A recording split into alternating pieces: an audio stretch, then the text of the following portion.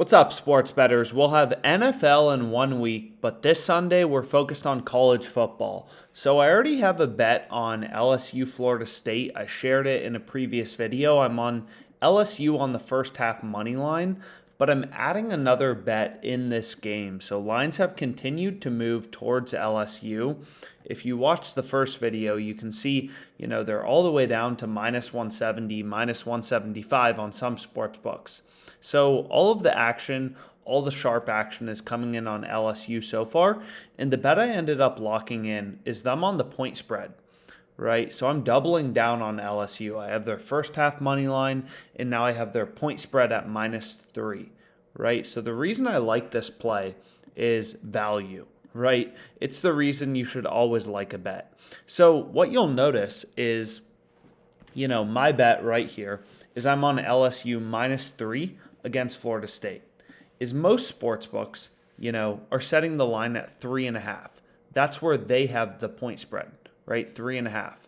Now the probability that LSU wins by exactly a field goal isn't small, right? Ending by a field goal, a game ending by 3 points, is a pretty big probability in the grand scheme of things. So being able to squeak out that extra value and grab -3 at -112 odds as opposed to -3.5, which most sportsbooks have, makes all the difference in the long run, right? You can think about it, professional sports bettors, people who bet on sports full time, they'll win on point spreads like 55% of the time. Whereas, square sports bettors who lose a ton of money in the long run to the sports books, they only win 50% of the time, right? So that difference between winning 50% of the time on point spread wagers and 55% of the time is literally the difference between like being the worst sports bettor of all time and the best sports bettor of all time. It's very hard, even the worst sports bettor, right? Picking -110 odds, point spread wagers will win 50% of the time in the long run. That just means you have no skill set, right? It's just 50-50. You're winning half your bets, you're losing half your bets, but you're paying the -110 vig, so you're losing money in the long run. Whereas the pros, right, the people who make money sports betting, are able to win on spread bets, 55-ish% of the time. So what you can see is I ended up locking in this bet at -112. DraftKings is pricing this at -135. Pinnacle Sportsbook, which is the sharpest sportsbook in the world, they're pricing this at -122.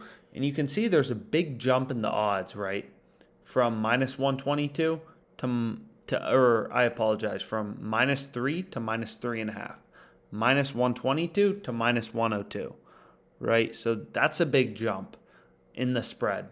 But regardless, just looking at the odds in the betting market, it's pretty clear there's great value being able to get -112 on this bet on WynnBet. So this is the college football bet I have for Sunday. So Sunday football, pretty exciting. And NFL next week. What's better than that? Let's make some money. Hopefully you're able to get in this bet on LSU and enjoy.